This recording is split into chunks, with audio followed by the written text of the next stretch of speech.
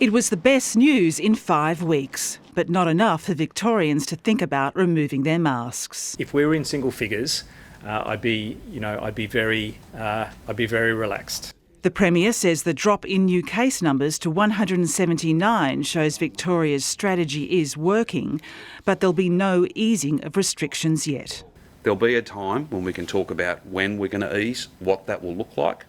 That isn't today. The burden on health workers is not easing either, with 626 people currently in hospital, 40 of them in intensive care. One hospital is advertising for help. At St Vincent's Hospital, Melbourne, we're calling on our fellow doctors and nurses from right across Australia and New Zealand to join us in our fight against COVID-19. About 2,500 healthcare workers have tested positive to COVID-19.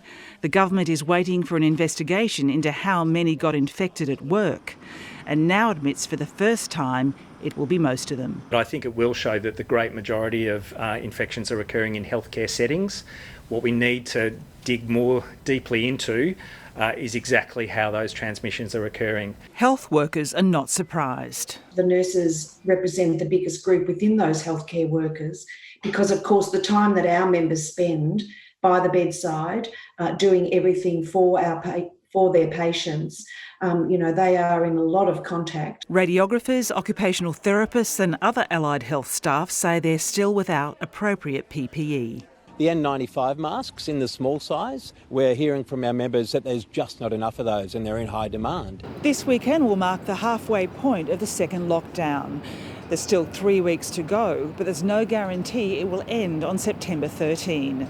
The government says it will depend entirely on the numbers. I know and understand and I appreciate, I really do, how frustrating it is not to have a date. What Victorians deserve is a pathway out of stage 4.